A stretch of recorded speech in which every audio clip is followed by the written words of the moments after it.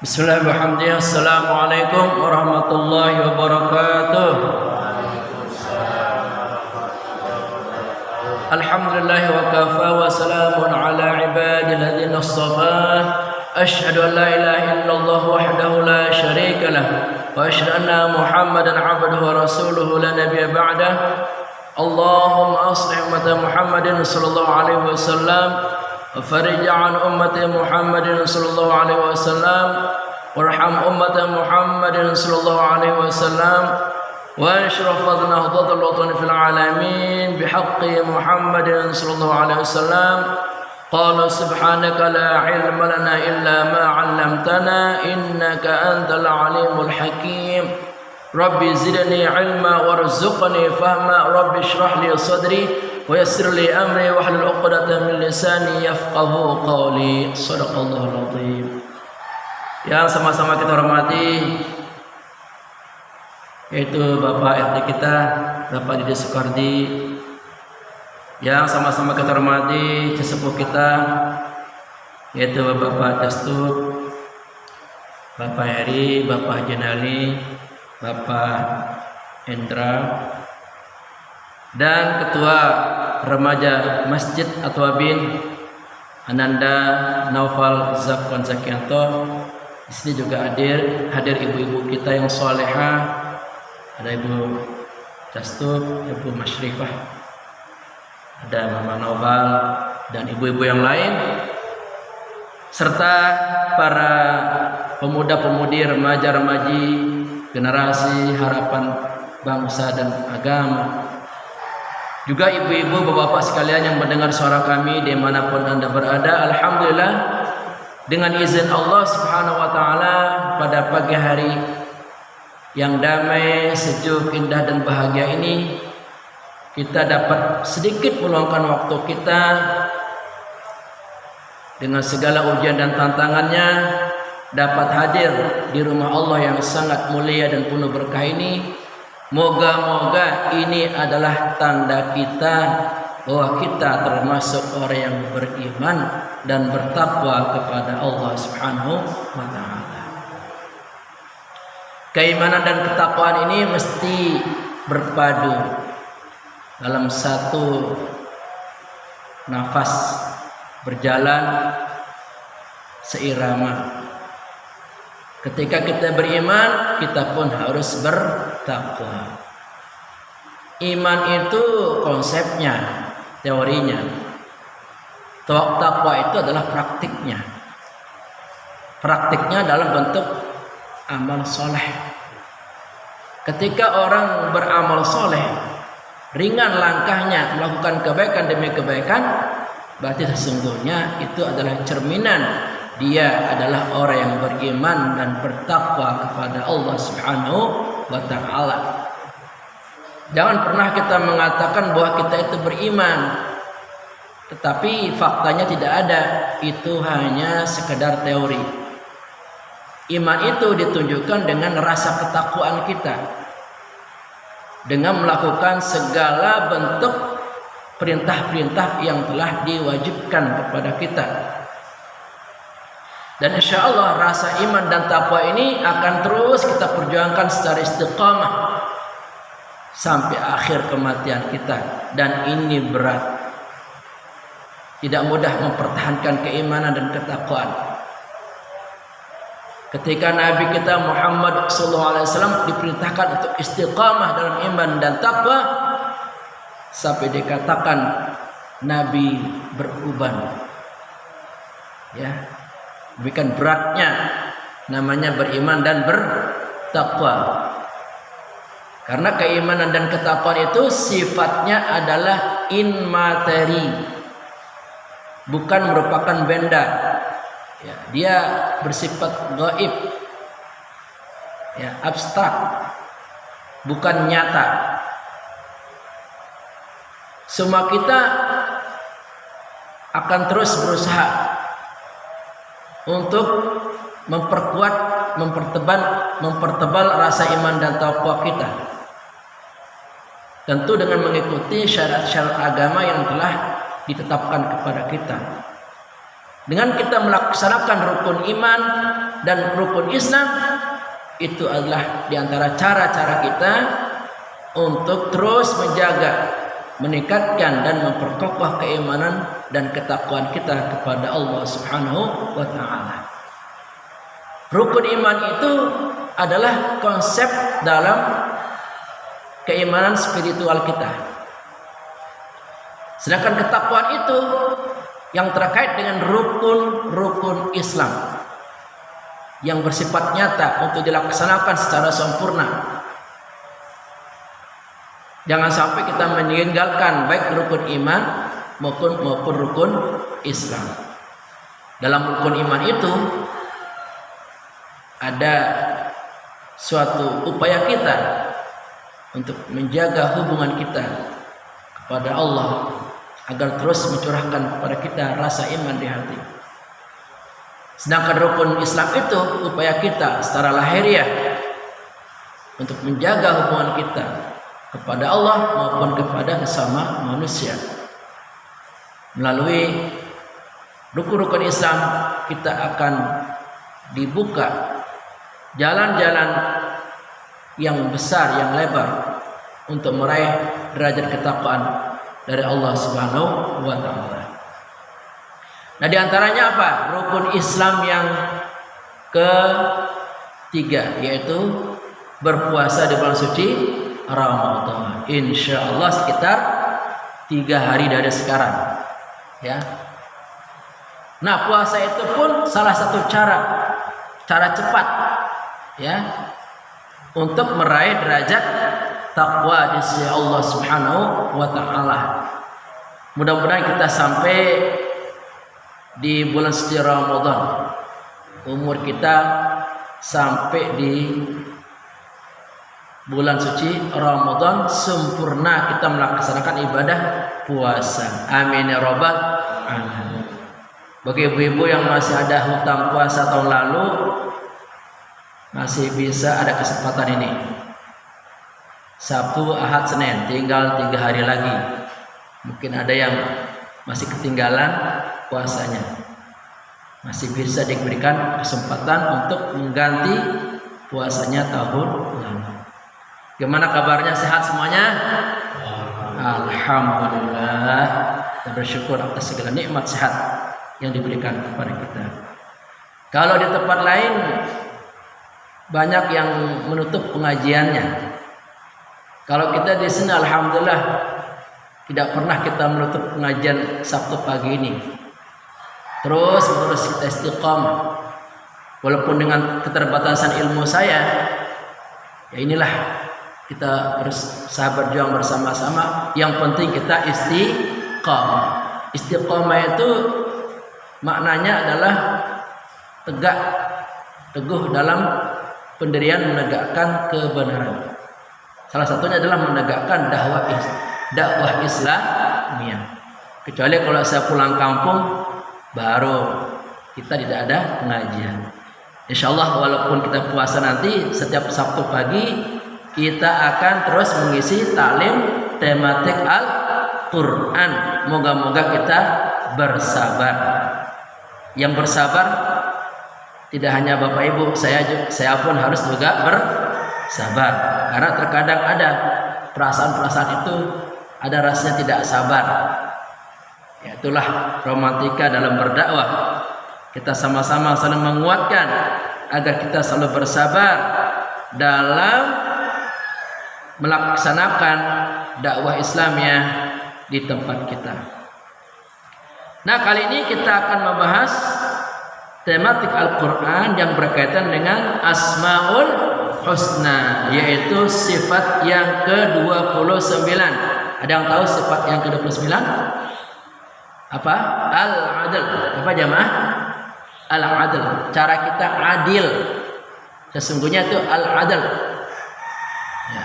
Al-Adl itu artinya lurus, atau bisa juga berarti sama. Itu mana Al-Adl, adil. Dikatakan adil, orang harus lurus dalam memutuskan, dalam menetapkan, dalam memberikan hukuman. Juga harus sama, seimbang. Dia boleh berat sebelah. Ya, tidak boleh pilih kasih. Tergantung tingkat kesalahan dalam pelanggarannya. Ya kan? Nah, kita pun akan mencoba ini mencontoh sifat Allah yaitu Al-Adil. Yang berarti Allah yang Maha Adil. Keadilan Allah itu amat sangat sempurna dalam segala apapun, dalam hukum-hukumnya, ya, dalam ketetapannya, dalam sunnah-sunnahnya, ya. Allah itu Maha Adil. Tidak ada makhluk satupun yang terzalimi, yang ditindas, yang dirugikan. Semua Allah tetapkan. Ciptaannya, karyanya, keputusannya, hukumannya, sunnah-sunnahnya adalah karena keadilannya. Mungkin kita belum bisa menangkap ya, melihat sesuatu yang mungkin ganjal atau tidak masuk akal. Nah, karena keterbatasan kita, mungkin kita sering menganggapnya tidak adil. Karena kurangnya pengetahuan kita, ya, karena kurangnya pendalaman dalam memahami takdir-takdir Allah, maka orang berkesimpulan terlalu cepat Allah itu tidak adil. Tidak mungkin. Tidak mungkin Allah itu tidak adil karena sifatnya adalah al-adlu. Allah Maha Adil terhadap apapun, terhadap segala apapun, terhadap siapapun. Semua makhluk-makhluk itu diadakan, diciptakan dengan ketetapannya masing-masing adalah dengan keadilan yang seadil-adilnya. Nah, ini kita jumpai salah satu sifat al-adil ini dalam surah Al-An'am ayat 115. Sama dengan minggu lalu, surahnya sama.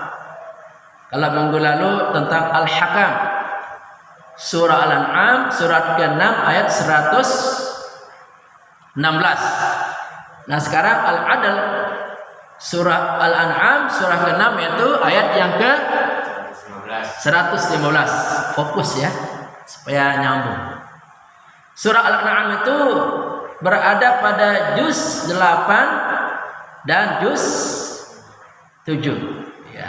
Juz 7 dan juz 8 karena ayatnya banyak dan panjang-panjang. Jumlah ayatnya ada berapa? Masih ingat Pak Heri ini? Biasanya ingat ini 165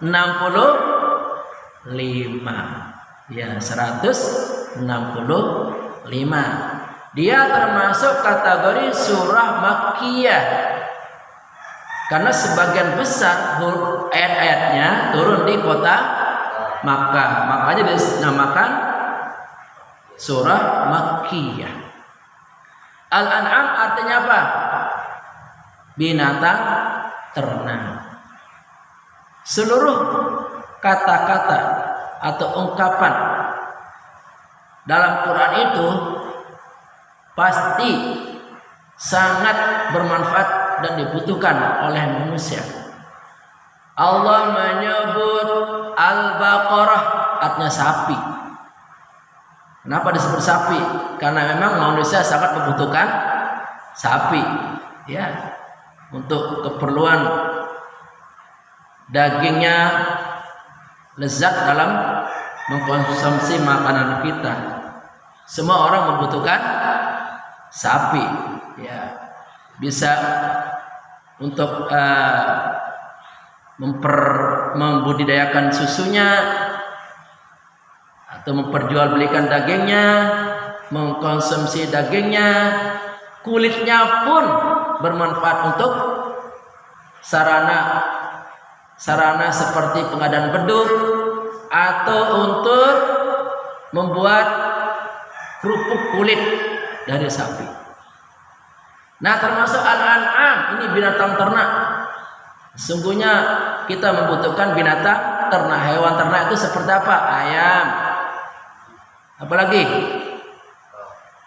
Bebek dan lain-lain. Ya.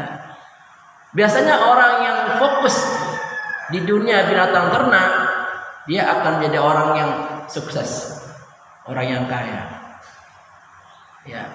Seluruh kata-kata kalimat yang disebutkan dalam Al-Quran itu biasanya terjaga sampai kapanpun, tidak ada habisnya. Ya, seperti ayam itu nggak ada habisnya ayam. Kambing, sapi juga nggak ada habisnya. Walaupun setiap hari dipotong, digulai, disate. Nanti korban Idul Adha, kambing, sapi, onta itu berjuta-juta, beratus-ratus juta, tidak ada habisnya. Kenapa? Karena Allah sebutkan dalam Al-Quran itu untuk kemaslahatan, kebaikan hidup umat manusia. Nah, di sini surat Al-An'am 115. A'udzu billahi minasy syaithanir rajim. Bismillahirrahmanirrahim. Wa tammat kalimatu rabbika sidqan wa 'adla la mubaddila likalimatihi wa huwas sami'ul 'alim. Telah sempurnalah kalimat Tuhanmu, yaitu Al-Quran, sebagai kalimat yang benar dan adil. Tidak ada yang dapat merubah kalimat-kalimatnya, dan dialah yang maha mendengar lagi maha mengetahui. Wa tammat maknanya adalah telah sempurna. Tamat ini udah jadi bahasa Indonesia ya. Tamat berarti sempurna, selesai. Ya. Wa tammat kalimatu, kalimat itu adalah firman Allah, yaitu Al-Quran. Sempurna ini kalimat-kalimat Allah dalam kitab suci Al-Quran, sehingga tidak perlu lagi ditambah-tambah, dirubah-rubah. Ya, bahwa Al-Quran itu adalah memang sudah sempurna.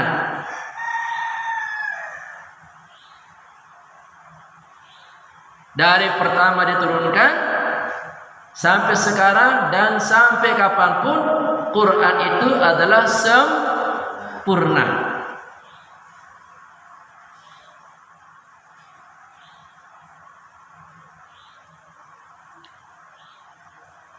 Kemudian Rabbika, Tuhanmu, sidqa, dengan kebenaran. Jadi Quran itu bersifat sempurna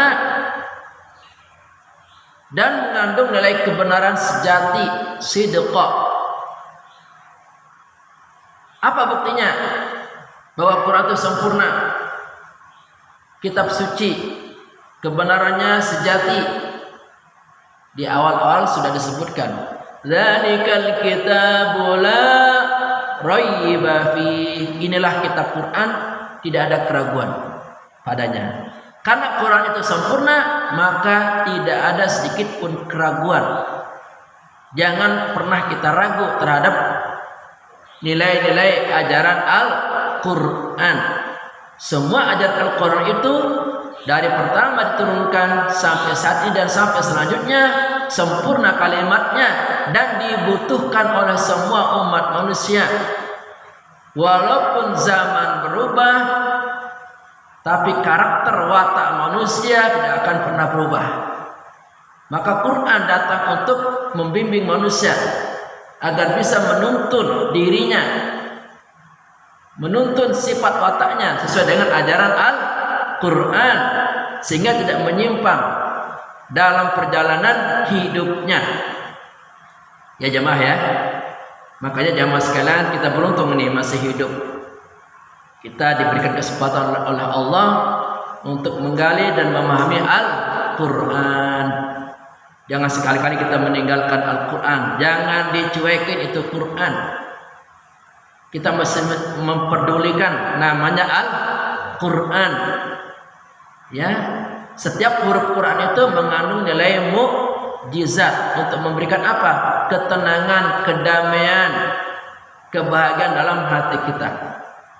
Dan Quran itu merupakan obat, baik obat jasmani, lebih-lebih obat rohani.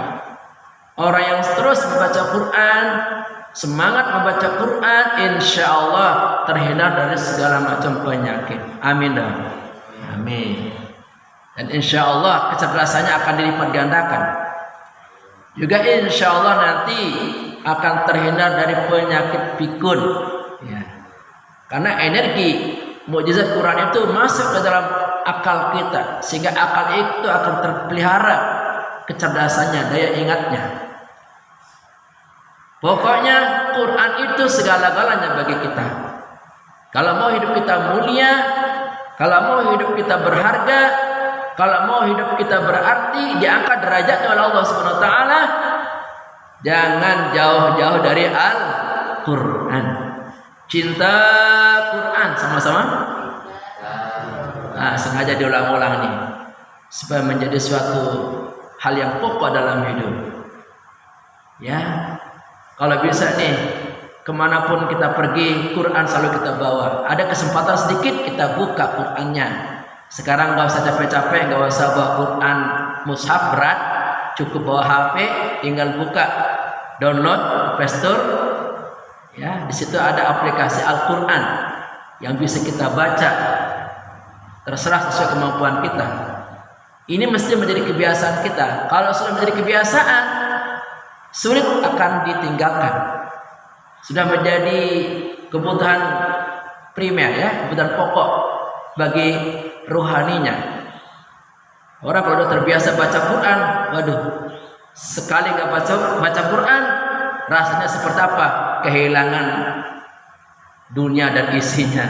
Ya, seperti ada yang hampa dalam hidup ini, karena tidak ada bacaan-bacaan Quran dalam dirinya. Mari, ini merupakan kewajiban kita sebagai umat Islam untuk selalu membaca dan memahami Al-Quran. Wa adla, benar dan adil. Jadi ajaran Quran itu di samping bernilai kebenaran juga bernilai keadilan. Ajaran Allah dalam Quran itu semuanya mengandung keadilan dalam hal apapun. Dalam hukum halal haramnya, ya, dalam hukum menempatkan segala sesuatu pada tempatnya, dalam hukum untuk berbuat kebaikan dan lain-lain, itu adalah bentuk keadaan Allah dalam kitab suci Al-Quran. La tidak mubaddila, merubah-rubah di kalimati, pada kalimatnya. Tidak akan berubah itu kalimat. Hilang satu huruf ketahuan. Nggak ada yang bisa untuk merubah atau menutup-nutupi. Andai kata dalam kitab Al-Quran kita menemukan satu huruf saja tidak ada, maka Quran itu boleh dikembalikan ke penerbitnya dan akan diganti secara gratis. Kalau di antara kita nih menemukan Quran satu hurufnya hilang, umpama nggak ada, maka itu adalah suatu kesalahan yang fatal. Boleh kita kembalikan ke penerbitnya dan meminta ganti rugi, ya, kembali boleh. Karena ini tanggung jawabnya besar. Wa huwas sami'ul 'alim, dan dia maha mendengar lagi maha mengetahui. Allah maha mendengar bacaan kita, ya. Allah maha mengetahui, ya, sikap kita terhadap Al-Quran. Apakah kita benar-benar enggak Quran dalam hati kita imani? Apakah benar-benar enggak Quran itu kita baca? Boleh dengan suara yang pelan, boleh dengan suara yang keras. Allah maha mendengar dan maha mengetahui. Nah, sekarang kalau kita tidak pernah membaca, ya, bagaimana Allah akan mendengar bacaan kita, dan bagaimana Quran itu akan menjadi suatu nilai pahala untuk kita dan bernilai mukjizat untuk kita kalau tidak pernah kita baca. Kalau bisa nih saya anjurkan sehabis sholat kita baca Al-Quran walaupun hanya 5 menit kita belajar. Nanti kalau sudah menjadi kebiasaan akan bertambah itu. Dari 5 menit akan menjadi 10 menit. Dari 10 menit akan menjadi 15 menit terus. Bahkan ada orang sanggup sekali duduk 1 jam, 2 jam, 3 jam bahkan. Itu bagi para penghafal Al-Quran. Gak terasa itu sambil manggut-manggut begini. Asiknya itu. Emang kita kalau sudah menemukan kenikmatan dan kelezatan, itu lebih indah dari apapun. Larut dalam keindahan terhadap kalimat-kalimat suci Al-Quranul Karim.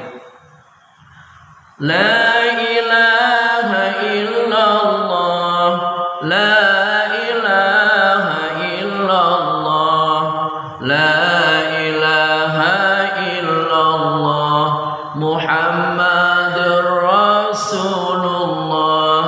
Al-Adil Allah Ta'ala Maha adil pada manusia juga pada makhluk lainnya.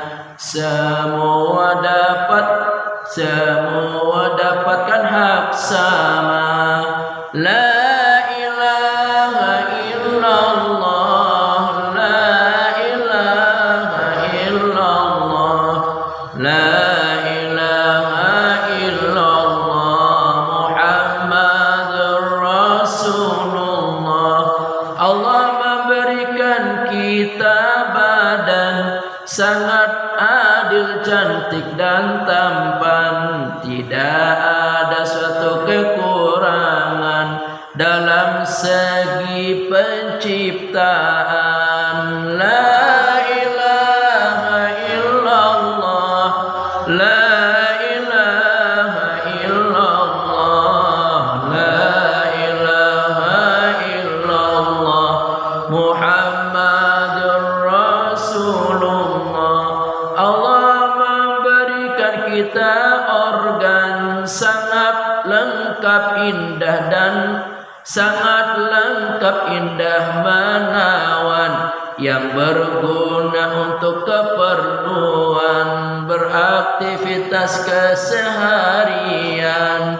La ilaha illallah, la ilaha illallah, la ilaha illallah, Muhammadur Rasulullah. Allah memberi kita Allah memberikan kita rizki harta setiap hari agar kita bisa memenuhi berbagai keperluan di dunia ini. La ilaha illallah, la ilaha illallah, la ilaha illallah, Muhammadur Rasulullah. Allah memberikan kita akal untuk berpikir yang handal, berpikir tentang segala hal, ilmu, adab, etika dan moral. La ilaha illallah, la ilaha illallah, la ilaha illallah, Muhammadur Rasulullah. Walaupun saya buat syair ini terkadang ada kesulitan kita untuk mencocokkan nadanya. Memang untuk mencapai nada yang pas, yang bagus itu perlu satu latihan. Ya, satu latihan secara serius. Al-Adil Allah Ta'ala Maha adil pada manusia juga pada makhluk lainnya. Semua mendapatkan Allah itu maha adil kepada semua manusia, juga kepada makhluk-makhluk lainnya. Mereka memiliki hak yang sama. Apa itu? Hak untuk hidup. Allah memberikan keadilan kepada mereka. Nah, karena Allah memberikan hak hidup, maka kita tidak boleh untuk membunuh hewan, membunuh orang, yang membunuh tumbuh-tumbuhan, merusak alam. Karena mereka itu diberikan kehidupan oleh Allah Subhanahu wa taala. Kalau kita membunuh orang, berarti kita menghancurkan, memusnahkan keadilan yang Allah telah tetapkan kepada kita. Termasuk membunuh diri sendiri. Ini juga berarti kita sudah merenggut keadilan Allah. Jangan sampai kita karena ada suatu masalah berat lalu berpikir pendek, pengen mati, bunuh diri. Na'udzubillahi min dzalik. Jangan jamaah ya. Bagaimanapun kondisi masalah kita, berpikirlah. Ya.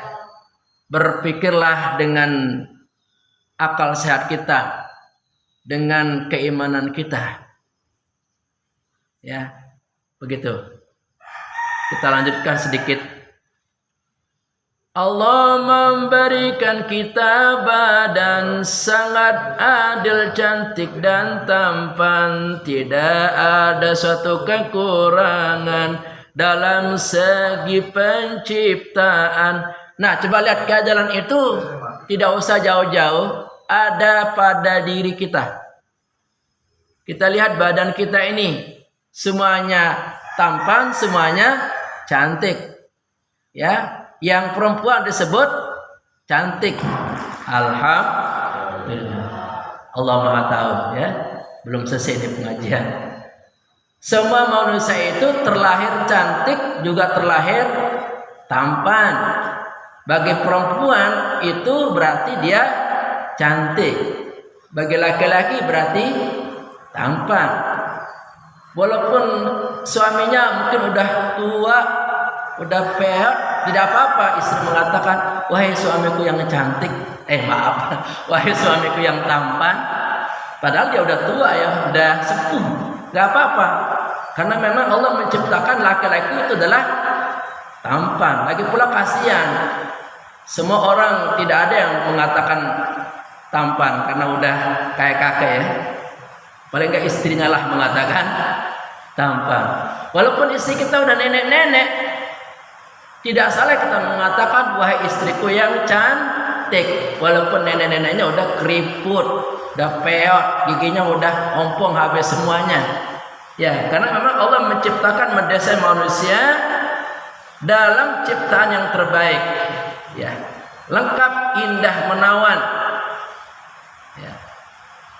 Tampan, cantik. Tidak ada kekurangan sedikit pun. Walaupun mungkin secara fisik dia mengalami suatu cacat, kata kita. Jangan salah loh. Justru di balik cacat itulah keadilan Allah di situ. Ya. Jangan menyangka bahwa orang cacat itu dia memiliki kekurangan. Banyak kita jumpai justru orang cacat itu kadang mengalahkan orang yang lengkap ciptaannya seperti kita. Ada orang lumpuh di Lombok itu namanya Naja. Menurut dokter katanya divonis ini anak ini tidak akan bisa berpikir normal, dia akan cacat seumur hidup. Tapi subhanallah, kok bisa hafal Al-Quran, bahkan punya channel YouTube itu ratusan ribu itu subscribe-nya. Ya, jadi jangan sekali-kali berpikir bahwa setiap kekurangan itu adalah kelemahan yang ada pada diri orang itu. Jangan. Justru Allah menaruh kelebihan-kelebihannya di situ. Bahkan ini menjadi pembelajaran bagi orang-orang yang punya kelebihan, agar ada keinginan kemauan untuk berbagi. Kan dengan orang kekurangan pasti orang ada rasa belas kasihan. Itu cara Allah untuk mendidik dan mengajarkan hamba-hamba yang lain agar peduli terhadap sesama manusia, terutama manusia yang dalam kekurangan. Kalau semuanya sempurna nih ciptaan manusia, manusia diciptakan, nggak ada yang cacat, ya mungkin manusia nggak ada yang peduli. Justru karena adanya kekurangan, itulah keadilan dari Allah Subhanahu wa Ta'ala. Makanya jangan pernah mencela siapapun. Ya, manusia tercipta dengan keadilan Allah Subhanahu wa Ta'ala. Walaupun mungkin fisiknya terlihat aneh, ada miring sebelah gitu, kakinya sebelah mungkin pincang, tangannya sebelah mungkin kecil, ya kan? Atau mungkin dia orangnya buta. Itu adalah bentuk keadaan Allah kepada manusia yang diberikan, sehingga kita tidak layak untuk mencelanya. Na'udzubillahi min dzalik. Allah memberikan kita organ sangat lengkap, indah, menawan, yang berguna untuk keperluan beraktivitas keseharian. Allah juga berikan kita organ ini sangat lengkap, indah, menawan, dan semuanya berguna untuk kebutuhan aktivitas kehidupan kita. Bayangkan coba kalau kita nggak punya tangan, ya Allah, berat sekali. Kita mau makan aja susah, ya kan? Kita mau megang benda-benda aja susah, ya. Atau kita nggak punya mata, coba bagaimana tuh rasanya? Apalagi nggak punya akal, udah kita sama seperti hewan. Pokoknya kalau kita nggak punya organ, tidak mungkin kita bisa beraktivitas secara normal, secara baik. Makanya kewajiban kita apa? Bersyukur. Kekayaan Allah yang sebenarnya adalah kekayaan yang ada pada diri kita. Ini kekayaan Allah. Nggak usah berpikir bahwa saya ini kok uangnya kurang, ya kan? Materinya kurang. Nggak usah berpikir ke situ. Pikirkanlah dalam diri kita kekayaan Allah luar biasa. Ya, kekayaan Allah ini wajib kita syukuri dan kita gunakan sebaik-baiknya untuk ibadah kepadanya. Kalau seandainya kita disuruh bayar ini, umpamanya setiap bulan malaikat Jibril turun dari langit untuk membayar seluruh organ-organ yang kita gunakan ini, mulai dari nafas umpama. Sehari umpama, kalau kita pakai tabung gas itu nafas berapa ribu itu ya? Taruhlah satu tabung gas 500.000. Sehari semalam mungkin kita membutuhkan 2 tabung gas umpama ya. Berarti sehari 1 juta pengeluaran untuk napas doang itu. Kali 30 hari berapa Nopan? 30 juta kita harus bayar kepada Allah. Dari mana tuh gaji 30 juta? Gak bakal sanggup kita, mau sekaya apapun gak bakal sanggup. Umpamanya nih, jantung kita berdetak non-stop, disuruh bayar tiap bulan, coba bangkrut kita. Ginjal ini, coba sekarang harga ginjal berapa? Kabarnya ginjal itu harganya berapa Noval? 600 juta apa? Satu ginjal, ya. Jadi berapa triliun ini harga organ-organ tubuh kita? Kalau mau dikalkulasi dengan harga dalam bentuk rupiah atau dolar, ya, ini kekayaan Allah. Makanya jangan pernah merasa miskin. Kita ini kaya. Dalam diri kita ada kekayaan Allah itu, coba. Dan organ-organ tubuh yang diciptakan ini Allah SWT menciptakan dengan kunnya, sehingga tidak perlu memakai alat-alat yang ribet seperti manusia. Kalau manusia bikin alat kan kabelnya aja berapa nih, sini ruwet nih kabelnya kan, tombolnya aja berapa kan, baterainya aja berapa. Kita ini manusia otomatis nih, ya, kita berkedip, kita menggerakkan tubuh, semuanya didesain serba otomatis. Ya, ini kekayaan Allah yang wajib kita syukuri. Bagaimana bentuk syukur kita? Fasholli li rabbika wanhar. Salat. Inna a'tainakal kautsar. Sesungguhnya Allah sudah memberikan karunia nikmat yang sangat banyak. Maka apa kewajiban kita? 2, fasalli, salatlah. Wanhar, dan berkorbanlah. Makanya mengapa kok sehabis salat kita lega? Karena kita bersyukur. Sebaliknya orang yang nggak pernah salat pasti akan terhimpit batinnya, terjepit batinnya, sehingga tidak menemukan ketenangan dalam hidup. Kenapa? Karena mereka tidak bersyukur. Orang yang bersyukur dengan sholatnya, walaupun secara materi dia itu miskin, tapi dia merasa puas, bahagia hatinya, tenang hatinya. Gak peduli berapapun Allah berikan, itu udah lebih dari cukup. Sebaliknya, orang yang gak pernah bersyukur, orang yang gak pernah sholat, dikasih berapapun tetap aja kurang. Sudah dikasih kurang, minta lagi. Ya, oleh karena itu jamaah sekalian, rumus kita agar kita merasa selalu bahagia adalah selalu bersyukur kepada Allah dengan cara apa? Salat 5 waktu dan berkorban. Berkorban itu bisa dengan harta, bisa dengan tenaga, ya, bisa dengan pikiran kita. Kita korbankan diri kita untuk agama, untuk perjuangan, menghidupkan keluarga kita. Kita berkorban ini sesuai kemampuan kita. Ketika orang berkorban akan merasakan suatu kebahagiaan. Ya. Allah memberikan kita rizki harta setiap hari agar kita bisa memenuhi berbagai keperluan di dunia ini. Allah juga tidak pernah berhenti memberikan kita rezeki, harta benda kalau kita cari. Kalau seandainya nggak mencari, Novel dapat nggak kita rezeki harta? Dapat apa enggak? Hah? Betul? Coba sekarang saya tanya, Pak Castup nggak kerja, apa dapat rezeki? Ya, rezeki itu adalah suatu takdir yang diberikan.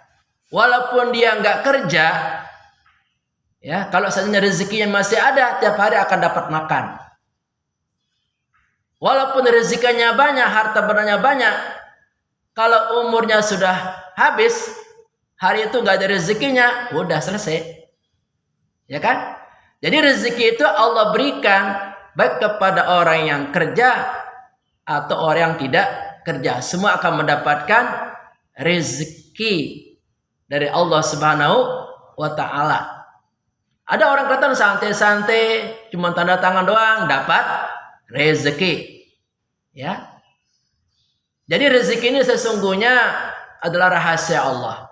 Tentu kita secara lahiriah manusia biasa berkewajiban mencari rezeki agar Allah memberikan kita rezeki yang banyak untuk kita. Dan ingat, rezeki itu tidak mesti dalam bentuk harta, Novel, ya. Apapun karunia yang Allah berikan itu merupakan rezeki. Kesehatan, rezeki. Ya kan? Apalagi? Kebahagiaan, rezeki. Itu adalah rezeki yang Allah berikan setiap hari.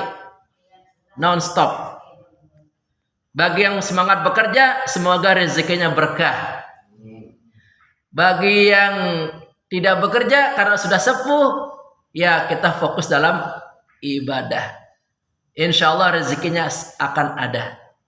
Ya, dan akan dilanjutkan oleh anak-anak keturunannya. Gantian nyari rezeki, dan anak-anaknya akan bertanggung jawab terhadap rezeki nafkah untuk kedua orang tuanya. Terakhir, Allah memberikan kita akal untuk berpikir yang handal, berpikir tentang segala hal, ilmu, adab, etika, dan moral. Ini adalah pembeda kita dengan hewan. Hewan gak punya akal. Makanya gak ada hewan itu disuruh sekolah. Buat apa dia sekolah? Kan gak punya akal dia. Nah, karena kita punya akal, maka disuruh sekolah. Kenapa? Supaya akalnya bisa berfungsi dengan baik. Bisa membedakan mana yang baik, mana yang salah, mana yang pantas, mana yang tidak pantas. Dan hendaknya akal ini untuk berpikir yang handal, yang hebat. Jangan berpikir yang rendah ya. Saya mah yang penting sekolah, nggak jadi apa-apa. Nggak apa-apa deh, dia nggak boleh gitu Novel. Saya sekolah supaya saya bisa jadi orang yang sukses. Saya sekolah supaya bisa menjadi orang yang bermanfaat. Jadi berpikirnya itu yang tinggi, yang hebat, ya, supaya tercapai apa yang menjadi cita-cita kita. Nah, saya melihat Novel ini dia menggunakan akalnya yang handal. Saya melihat perkembangannya, alhamdulillah luar biasa ya. Kemarin menampilkan tausiahnya itu, waduh luar biasa ya. Makanya sampai Ustadz Muslim mengakui itu ketepatan cara berpikir, menganalisa itu Novel, alhamdulillah dapat itu Novel. Kenapa? Karena Novel itu tidak diam. Novel itu berusaha untuk menggali ilmu Allah. Walaupun tidak pesantren, diam-diam Novel belajar. Belajar tentang ilmu-ilmu apapun. Terutama ilmu yang terkait dengan sekolah yang digeluti sekarang. Ya, ini contohnya. Karena Novel, bukan Novel itu karena dia apa sih?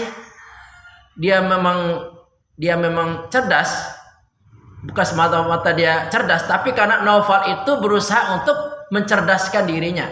Ada orang cerdas tapi nggak mau belajar, jadi bodoh. Ada orang bodoh, akalnya biasa-biasa, karena dia belajar jadi cerdas. Nah, Novel karena sudah dipuji lalu berhenti sampai di situ, jangan. Justru terus menggali. Semakin Novel menggali ilmu, semakin banyak yang belum diketahui. Jangan pernah puas dengan ilmu kita. Kalau bisa Novel itu kuliah sampai S3 mudah-mudahan, kita doakan. Itu batas terakhir kita belajar. Iya, begitu. Dan kecerdasan yang Novel berikan ini karena usaha dia. Dan Allah akan terus tambah kecerdasan itu kalau Novel terus belajar. Saya melihat gaya Novelnya udah dapat dia. Menjadi pendakwah bisa, menjadi ilmuwan bisa, menjadi seorang yang berjiwa sosial juga bisa. Jadi semua kita bisa berpeluang untuk menjadikan akal kita untuk mendapatkan ilmu-ilmu yang bermanfaat. Termasuk ilmu agama yang kita pelajari ini nggak ada bakal habisnya. Ilmu Quran yang kita pelajari ini nggak bakal ada habisnya. Insya Allah makin kita belajar, otak kita makin cerdas, akan terbuka wawasan kita. Tapi ingat jamaah, tolong nih kita bersama-sama, tolong kita jaga, jangan sampai ada benih kesombongan dalam diri kita. Hati-hati Novel ya. Orang biasanya nih semakin naik ilmunya itu ada kesombongan di hati. Kayaknya saya nih yang paling cakep nih ceramahnya ya. Kayaknya saya nih yang paling bagus. Kayaknya saya paling hebat di kantor. Begitu. Ini memang satu tantangan cobaan bagi kita. Jangan sampai kita sombong. Karena kesombongan itu adalah watak iblis yang akan membuat kita akan menjadi habis nanti hidup kita. Tidak ada manfaatnya kita sombong. Ya, Nabi Adam saja nih, ya, dikeluarkan dari surga coba. Kesalahannya satu, tidak mau apa tuh? Tidak mau mematuhi perintah Allah untuk apa? Tidak memakan buah ulil. Satu kesalahan. Kan sombong itu mana tidak mau, menolak. Ya kan? Ya, Adam yang salah satu aja dikeluarkan dari surga, apalagi kita yang salahnya banyak. Ya, na'udzubillahi min dzalik. Moga-moga dengan keadilan ini kita bisa praktikan dalam kehidupan kita. Kita harus adil terhadap diri kita, terhadap keluarga kita, terhadap anak-anak kita. Jangan sampai anak kita beda-bedakan. Semuanya kita anggap sama. Gak boleh dibedakan karena mentang-mentang anak pertama lebih cantik lalu kita lebih menyayanginya. Gak boleh ya. Semuanya kita perlakukan secara adil agar mereka mendapatkan suatu kenyamanan dan mendapatkan hak yang sama. Insyaallah apa yang disampaikan ini bermanfaat untuk kita semuanya. Sekiranya ada hal-hal yang ungkapan yang salah, mohon dibukakan pintu maaf yang seluas-luasnya. Rabbana atina fid dunya hasanah wa fil akhirati hasanah wa qina